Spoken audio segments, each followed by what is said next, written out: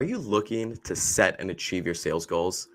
Whether you're a brand new rep in the amazing industry of sales itself, or whether you're experienced and you're just looking to add new customers, add new relationships, this is the show for you this morning.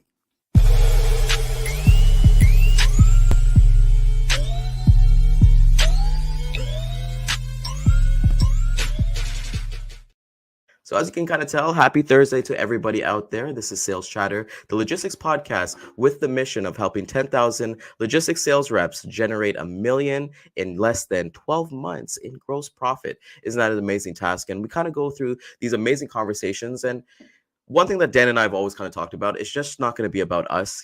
I've been in the industry for about 6 years. Dan has been in here for over 25 to 30 years. And, we like to bring on amazing people from different parts of the industry or even outside of the industry to give you that value, especially on this amazing Thursday morning. So today, I'm excited to have an amazing guest because I've had a couple conversations with him in the background and just kind of seeing his social media strategy, seeing his strategy on sales and his belief on sales is just spectacular that all of us can really take apart from. So we do have the honor this morning of hosting Aneesh Lal. He's a seasoned industry expert with a remarkable track record in sales and marketing. Aneesh himself has successfully collaborated with industry titans like Coca-Cola and Pinterest, accumulating a wealth of knowledge over his impressive 15-year career. As the founder of the Wishley Group, Aneesh's mission is crystal clear: to empower small businesses to achieve monumental success. So get ready this morning as we're going to bring on Aneesh onto our amazing podcast this morning, all the way from Toronto. So welcome, everybody, and welcome, Aneesh, to Sales Chatter Live. What's going on, brother? Hey, man, appreciate you having me on. I'm so pumped for it. That intro music video got me fired up, man. I'm ready. I'm ready. Let's do this. Oh man, if this was a couple days ago, you would have got like our salsa bachata like in intro, so that would have either got you dancing, but we got pumped up from today. So I want to thank you so much for coming on this morning for our audience, because this is going to be a completely different audience for you. Give them a little. I like to kind of call it the origin story. If anybody comic book nerds out there, when you Oh, yeah. read like all these Marvel and DC and stuff like that. So what's your origin story? And let's hear it, brother. Yeah, man. So grew up here in Mississauga, Ontario, and living in Toronto now. Big part of me, like sales changed my life, man. Like straight goods between us. I've always been good at sales. I used to be the type that went out a lot, partied a lot, all that side. Next thing you know, I see a credit card debt that just through the roof. I'm like, oh my days, what just happened? And it's one of those things that if you truly master the craft of sales, you can unlock a lot for yourself, for your family. You're able to do things like time freedom, autonomy, like things like that. So I left Pinterest last June and started up my own business, my own sales and marketing consulting company. And it's because of my ability to sell that I've been able to go and sort of create my own destiny. So for those that don't know me at all, I've been in sales for just over 15 years, as Ryan mentioned. I've closed over $50 million of high ticket B2B sales during my time there, whether it's at Coca-Cola, Pinterest, the Weather Network. I worked on tier 1 enterprise all the way down to SMB and everything in between. So I'm really pumped for the conversation today, man. I hope the audience gets some value out of it for sure. 100%. And just I want the audience to understand that, like we usually kind of bring on like logistics sales reps in our end. But, Aneesh mentioned early in conversation, if you can sell, you can really have this life that you really, truly want. And Aneesh, correct me if I'm wrong here and throughout the conversation, but I truly believe like once you master the craft of selling itself, you can work in any industry possible. Like you mentioned, you work at Pinterest. You're like, you know what? I'm going to go start up my own thing at Wishley Group. And you've been so successful with that. Let's jump right in, because today's conversation is really going to be about setting and achieving sales goals. And, we can go a couple ways with this as we're talking backstage. We can talk about like Q4, but I would love to get a mindset, because when I was reading about your company, the Wishley Group, you guys help small businesses, right? So those companies, maybe they're just getting started, they want to scale. They don't know how, there's so many buzzwords out there. There's so many YouTube gurus out there. There's just so much, I don't want to say fluff, because some of the information out there is very valuable, but to stick out in a market like that, what are your thoughts initially, and then we'll kind of spitball from there. Yeah, it starts with how intentional you are. So like when you start Googling things, going on YouTube, going on LinkedIn, and you end up realizing, yeah, I want to grow, I want to scale, I want the Rari, I want the penthouse, I want the travel, all that stuff. I mean, that's great, but people don't realize the amount of work necessary. They're not intentional with where they're spending their time. Everybody knows they want that, famous lifestyle or whatever, the glory. They want everybody, like, I haven't yet to meet someone who's like, I don't want to be richer, thinner, younger, faster, whatever. Like they want all those outcomes, but they have not thought about the work, the grind, the intentionality of what needs to happen. So before you get anywhere, it all starts with mindset, and you need to really unlock your own mindset potential to understand what that intentional plan looks like before you can go get that dream outcome you're trying to go for. So as you're talking about mindset, which I think everybody for the audience, we've had conversation like this already, and as you kind of said, everybody wants that. They want that higher frequency of lifestyle. They want the Rari. They want to be able to take, like for me personally, and I'm pretty sure you'd be kind of the same. When I start to see success in the logistics industry, I just want to take care of my people. So I want to take care of my mom. Like I retired both my parents. My sister, she's doing her thing and everything like that. My wife, I want to do that inner circle, and then I start to like look to give, like to serve to other people and things like that. But that's a different conversation from there. But when you talk about mindset, do you believe in the mindset of, if you want to be that person, so if you want to be that $100 million rep, essentially, do you believe that you should have those qualities, like exude that to like the universe, or you should start doing those things? What are your thoughts on something like that? Yeah. One of my biggest mentors is Kevin Dorsey. KD is also a client of mine, but he says, if nothing changes, nothing changes. Right. And it's so simple, but it's so provocative. It's so deep. So if you want to live that lifestyle, right, if to unlock that next level of yourself, to become better, but you haven't spent time mastering your craft, you haven't spent time focusing on where you need to improve, how are you possibly going to unlock that next level of yourself? Right? If you're still doing the same thing today that gives you certain results, I'm not saying it's a good or bad thing. It's about being different and self-improvement. You're only competing against yourself in this mindset game, right? If you're not ready to actually make the change for energy levels, quality of craft, being vulnerable, being open, trying to improve your game, you're never going to get to that next level. So if nothing changes, nothing changes. And that's something that a lot of people need to hear and truly internalize before they start unlocking their next step. I couldn't agree with that more. And shout out to KD, because like that is such a great quote. And I feel like a lot of people get stuck in the either whether it be the paralysis analysis or hey, I'll start on Monday. It's like a diet, right? Like I can't wait to see I those got new tomorrow. posts. Yeah. New year, new me. We'll see that in a couple months. Or like page exactly. 1 of 365. And I'm just such a like I look at those things and I'm like why don't you just get started today? You kind of get that mindset. Once we talk about mindset and setting those goals, and you have that clear path, okay, these are the things I want to be. How specific do you recommend people to kind of go into their actual specific goals? Because there's a difference. Sorry to interrupt, but there's a difference between saying I want to make $10,000 a month versus I need to make 2,000 calls to generate this. Sorry, I'd love to get your thoughts on that. No, that's exactly where I was going. Right, so you've got this big pinnacle goal, or your big, let's call it like your ultimate goal is like, oh, I want to buy my own house, or I want to make X amount of money, or I want to retire my parents, whatever that number is. You need to be able to quantify something. You can't just be like this feeling. Like, you need to work towards something intentional. Our brains are way more likely to go towards something that's more specific, because it's now attainable. We've now transcended from the emotional part of your brain to the logical part of your brain, and both need to work in tandem in order for you to actually get somewhere. So let's say you've set this goal of, I need to make $1 million next year, right? Then you got to take a look at, what is it that you sell? Do you even have the ability to make that with your commission structure and things of that nature? Some people get capped out, but some people work in industries where it's truly up to you. It's truly up to you for what you get, right? So if you're in one of those industries where the mill is truly possible, then you got to break down the numbers game. Well, $1 million means I got to close this much each month. Okay, if you want to close that many deals this month, you got to take a look at what's your average sales cycle, what's the number of calls you typically need to get the meeting, how many meetings you need to get to that opportunity, and then what's your likelihood to close a real opportunity. Once you know those different, I call them micro milestones, you need to know what your micro milestones are in order to hit that big pinnacle number that we just talked about. A lot of people, when I talk to them, they're like, Aneesh, I want to make $1 million, but they don't know the rest of the numbers we just went through. Yeah. They don't know about all those different things. So I'm like, you don't even know what activity. And if you're not intentional with your activity, you'll never hit your end goal. You don't even know what you're chasing. You're just going through the motions. You're one of those reps that, I hate to say it, smiles and dials. How many times have we heard that one, right? Smile and dial, baby. You good. You good. Yeah. No, you're not good. If you're just smiling and dialing and that's the sales leadership you're under, give me a call because that's the first person I'm going to go help. But the reality is like you need to know the numbers you're chasing and you need to know why you're doing what you're doing before you start any activity on any day.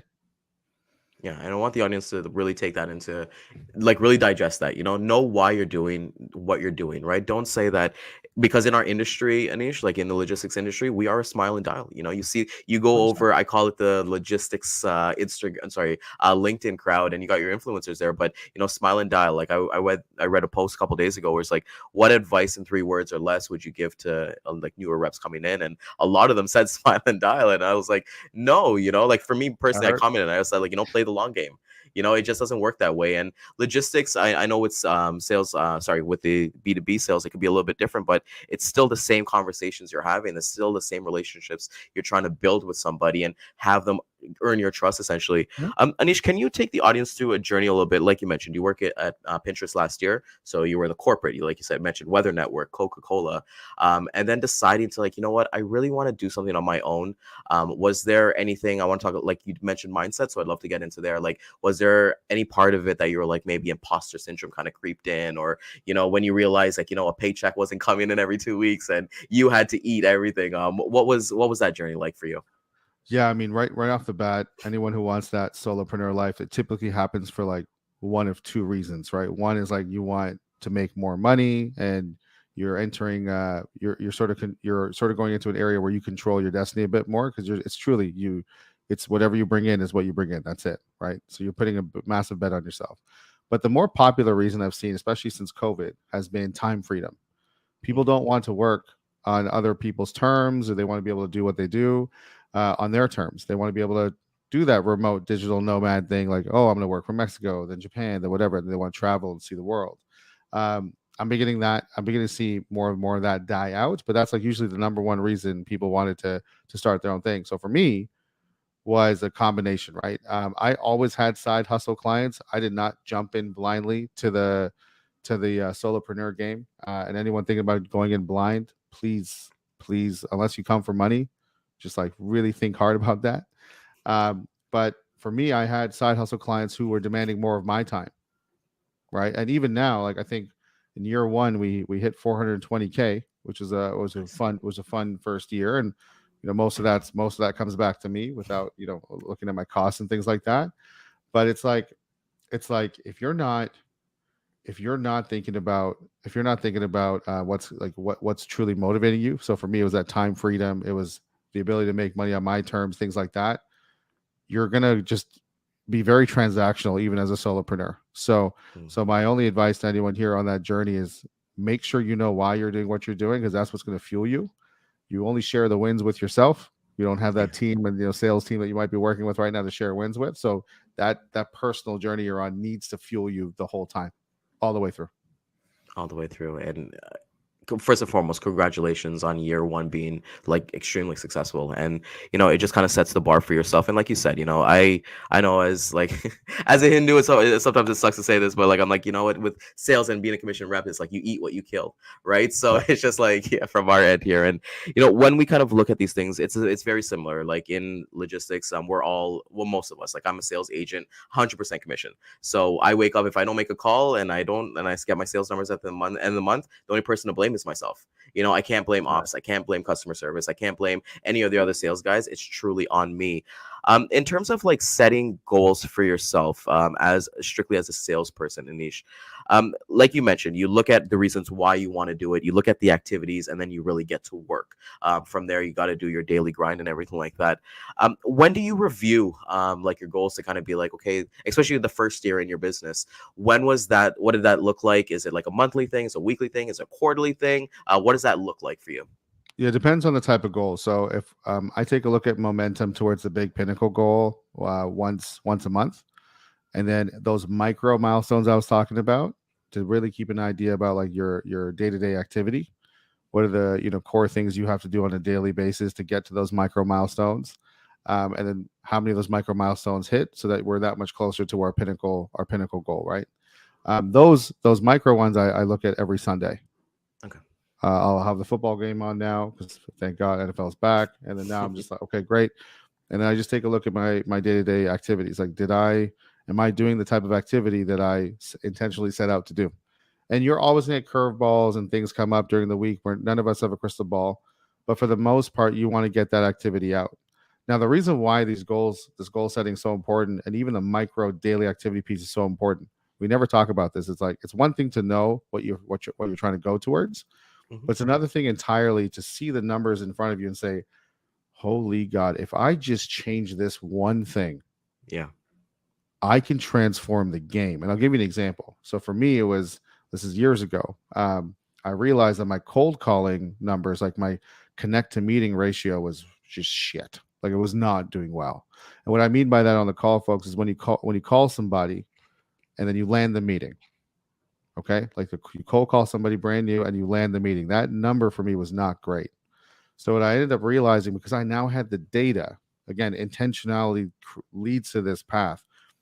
Now that I had the data, I knew if I spend my discretionary time instead of watching Netflix, playing video games, and if we can talk about this later. I have this whole time audit exercise that I can recommend to the audience later. But once I realized what my discretionary time was, I was like, you know what? If I just doubled down my cold calling skills, signed up for some courses, did some role playing, and I leveled that up, and I worked on that connect rate ratio, the rest of my numbers and all the other effort that I'm putting in LinkedIn and cold email, all those types of things, it now changed. I actually bring back a lot more time. So I realized if I just invest in myself on this one metric, it unlocks the rest of the game for me. It helps me accelerate how fast I reach my goals. But you can't get to that stage until you know what your numbers are. Couldn't agree more. And I would love that exercise to share with the team and everybody who's watching out there. Like as Anish said, his cold calling numbers and connecting those meetings, it wasn't great. So what did he do? He invested in himself and he did that continuous learning. Like for myself, Anish, like I've realized that cold calls is not. I'm not a big fan of cold calls, but there's other alternatives. So what I do is that I use SendSpark as a video. I love sending video, doing this podcast. I've been doing videos for almost like 12 to 15 years on like a YouTube capacity. But for me, I enjoy that. I enjoy that one-to-one. And then I realized that, hey, my emails, I don't know how it is in B2B, but in logistics emails, Aneesh, it's very like, hi, my name is, I work at this company. We have 100 trucks in your area. Like, it's just like this canned email that is like so garbage. So what did I do? I went to lavender.ai, signed up for an account, and then it's just been off to the races, just it's sometimes when I copy and paste it into the editor, I'm like, is this email real? Like, does this even make sense? It's so simple, right? And then I send it and I get a reply back. So how many times are we overthinking it? And I think that's spectacular for all of us to kind of look at whether it be a sales challenge or that continuous learning and improvement. I want to talk because you mentioned about like celebrating the wins for yourself, like as being a business owner, whether it be on a team and things like that. What are your thoughts on something like delayed gratification? Because you talked about those micro goals. You said you look at them every Sunday. Are you celebrating them as they happen, or you're kind of like, okay, well, when I hit 2 or 3 of these, I'm getting closer to that monumental goal, as you mentioned, and then you kind of celebrate. I'd love the audience to kind of get that. Yeah, for me, consistency is a big part, especially when you're running your own business. Like, I can have like a record-breaking month, like, oh, I made 100 grand in 1 month. Like, oh, that's amazing. But if the next 4 months you're making like 5 G's a month, that 100 grand month no longer doesn't feel that powerful anymore. So there needs to be a consistency play to it where when you hit $300,000 months, then you've already crushed last year's number. You've already, there's a lot of like science behind it, but you need to have I think a more of a volume play, not just one absolute win. Depending on your scenario, like you might be like, maybe one of your personal goals is like, I want to be able to deadlift a certain amount or lift a certain amount. Okay, great. When that one thing happens, fine, go celebrate that.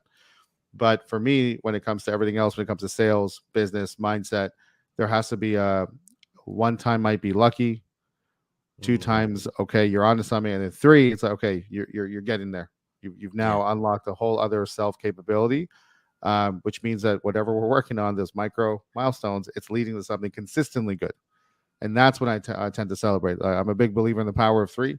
So when something happens 3 times for me, I'm like, hey, you know what? We might be onto something here. Now I'm like, all right, baby, buy the shoes. Let's do this. We're good. You We're know, good. I We're love that you good. said that. We had an episode a couple Yeah. weeks ago talking about the power theme, but I've never thought about that. But it's funny you say that because for the audience out there, like my wife, she's on her third like Louis Vuitton bag now. So I'm like, Yeah. okay, like you know, let's Yeah. Yeah. keep that going. But you know, I love that. I want to talk about a little bit about that because I want everybody in the audience to go follow Anish on Instagram because you know I love like your videos, how short form they are, and like you give us a glimpse, a peek into your life, and you know there's a difference between like creep lifestyle and actually living it, right? And you're Right. somebody that I look at, and I'm like, no, this guy's truly like living the life that he wants to live. What has like sales done for you? Because like you said, you grew up in Mississauga. I would assume, you know, like we're probably like the same kind of upbringing, you know, immigrant parents, you know, they came here, they hustled, they Yes. did Yeah. everything, and the 2 vacations a year, and like celebrating different If things. that. If Yeah. that, right? Like that's the thing, so what did that look like? What did your journey come from? So honestly, man, like you're absolutely right. Like my parents came here. I actually immigrated. I'm from. I was born in India, so I came here when I was 2, and um, my parents went through a lot of sacrifice. Say like my dad started his own business. We've had like terrible months growing up. Like it was like sometimes shit got scary. But dad really transformed his business. I think that's where I got my entrepreneurial itch was from my parents. They've always done their own thing on their terms. But I've also learned about the thing. He had a lot of lessons learned too, which I've seen it growing up. So I'm trying not to repeat some of the mistakes he did. But um, it it's gotten to a point where things have. I remember I took my mom to the mall for her birthday a couple months ago, and she never would have walked into the Versace store. Just not happening, right? Yeah. And she walked into that store, and even I hate to say this, but sometimes you see like these sales associates that see a bunch of brown people walk in, and they're like, well, whatever, and they just gave us this look, the same look I get when I go to Harry Rosen. Sometimes they're like, oh, you can't afford this place. What are you doing in here, right? I got this look from the sales associate, like, you're not even gonna buy anything. That look? And I Oh was yeah, like, well, oh, I think it was what's that movie with Julia Roberts where she's a prostitute and she goes into one of those and they're like, yeah, no, you yeah, yeah, can't afford it. exactly, Yeah, yeah, exactly, yeah. exactly. It's like they judge your whole life before you even walk in. So my mom, I was like, mom, just pick whatever. Like, what do you like, right? And she's like, and then she saw the price tag and she's like, oh no, Niche, you're crazy. There's no chance. I'm like, mom, please. She goes, okay. It was a start. It was the first store we got to. So I was like, you know what? Why don't we take a lap? There's a whole bunch of other luxury stuff here. Maybe you find something else you like, right? Plus, I wasn't really feeling that sales associate the way they were just judging us. I was like, whatever. So we go around. We spent 3 hours at this outlet mall, and my mom did like she liked other stuff, but she like that one Versace purse she saw. She's like, oh my god, Anish. I was like, mom, let's go back before they close. And I have never seen my mom run so fast. Oh, And I was like, she was so excited, like a kid going to Disneyland. She's like, so I walked in. I was like, hey, yep, us again. Can we just grab that, please? And boom, the fact that I was able to do that for my mom, she started getting emotional. Like she's like, oh, my friends, they're gonna be like, oh wow, where'd you get this? Like, is it fake? Like she had all these like things already hitting her in the head. But the fact that sales was allowed me to do that for my mom just changed the game for me, man. Like that moment was a big moment where I was like, you know what, like I really hope I can get more people to this level where they yeah. can take care of their family because that's really the goal right there. So yeah, it's one of the more powerful stories for me, like just to keep me going. It was by far one of the best moments of my life with my mom.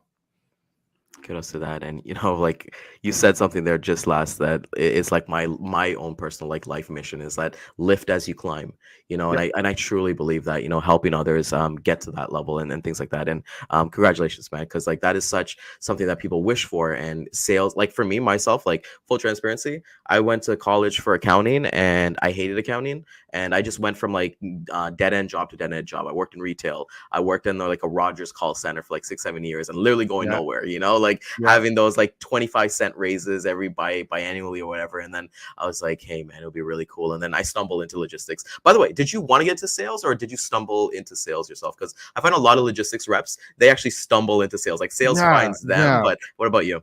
For me, so I was very involved in like student government and stuff when I was at Laurier, where I did my undergrad. And I got to know the dean, Ginny Domingo, really well. I always give credit to Ginny for this because I sat down with her and I was like, Ginny, I don't know what the F to do with my life. Like I enjoyed marketing. I was never going to be a finance accounting. Like I knew what I was not going to do. Mhm. But my grades will reflect that for you, sure. But for me, it was sort of like, am I marketing? Am I in the revenue? I don't know. And university, there's no sales course. Like you don't. There's no fundamentals on communications or nothing like that. So I was like, I don't know what to do. She goes, Anish, you have sales written all over you. And that's the first time it was introduced to me. I was like, what? I was like, what do you see in sales? Like, I never knew this whole B2B sales side, none of it. I never even thought of it. And she's like, Anish, this is what it is. We have a whole bunch of folks from like these CPG companies like Procter and Gamble, Pepsi, Coke, whatever, coming to campus. Wow. I'm going to set you up with all of them, but you are destined for sales and sales leadership and that sort of stuff. I was like, wow, okay, cool. Jenny, if you're saying it, I'll take a look.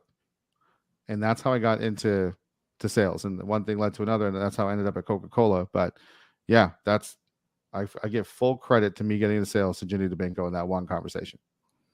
That is spectacular. That's such a cool though. That story, I don't know what's better, that or your mom's story, but I think that it's spectacular. To hear that from everybody out there. There's sometimes you're that person, and you need that push. And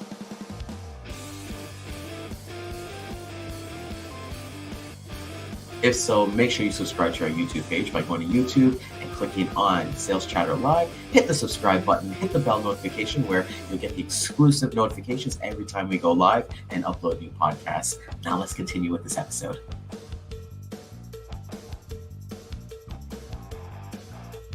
I'm really excited for this for the later this afternoon because for the first time I'll actually be meeting Aneesh in person. So let's peel the curtain a little bit for everybody and make everybody jealous in the audience today.